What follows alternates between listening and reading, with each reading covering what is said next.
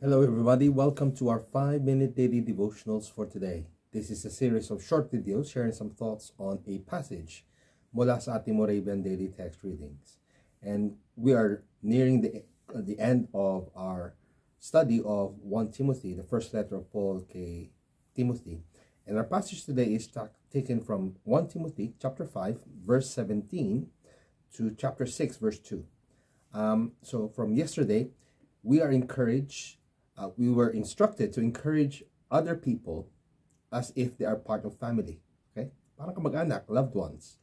But also to look after widows. These are but parts of instructions given by Paul to Timothy in his attempt to look after the believers at that time. These same instructions ay binibigay din sa atin.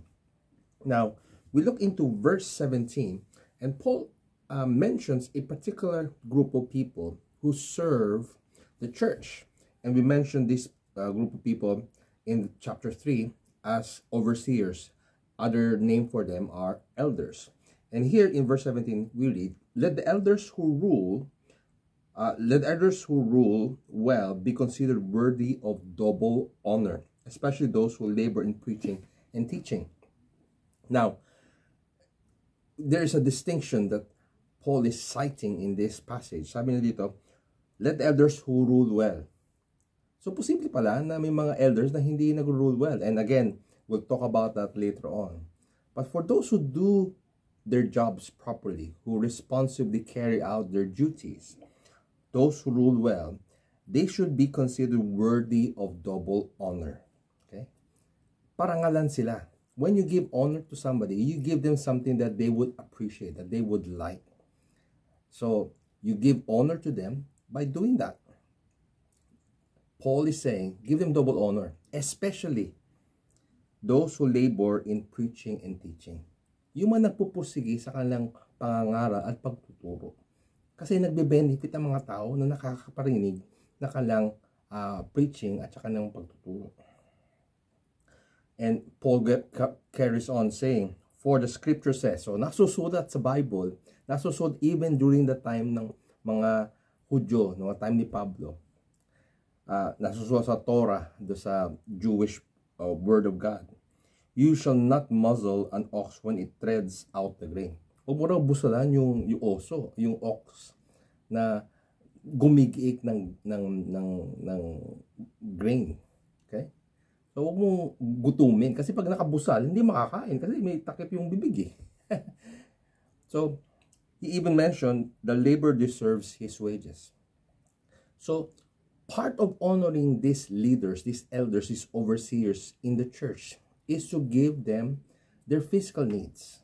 Okay? Pag binusulan mo sila, hindi mo binibigay yung pangangailangan, which is food. Okay? Pag di mo sila bibigay ng something that would sustain them in terms of wages, magugutom sila. Okay? So these are physical needs.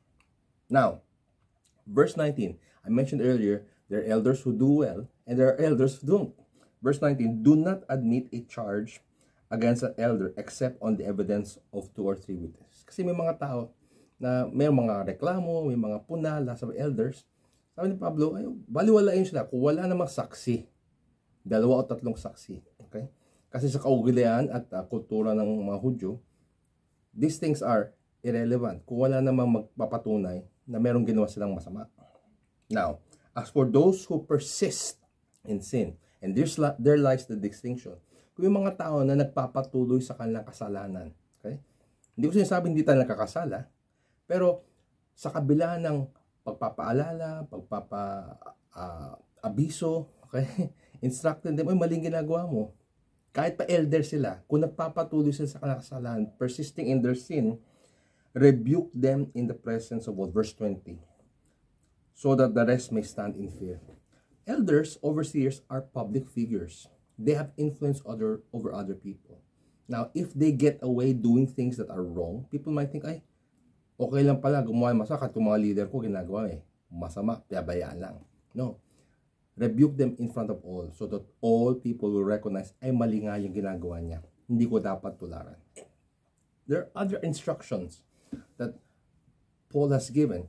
But in verse 21, in all of this criticisms of elders, and kung gumagawa sila masama, makasalanan sila, gumagawa sila ng kamalian, Paul is reminding us, in the presence of God and of Christ Jesus and of the elect, sa harapan ng Diyos, kay Kristo at sa bawat isa na mananampalataya, I charge you to keep these rules without prejudging. Huwag kayong mag-jump into conclusion, huwag kayong mag-judge. Doing nothing from partiality. Huwag kang kakampi. Hanggang di mo narinig ang bawat side, do not commit yourself to judging people. Now, these are practical advice. These are touching on issues that are day-to-day for a lot of us. We need to understand the principles and apply it in our lives so that all will go well in our lives as we continue following Christ. May God bless you as you live out and follow God's word.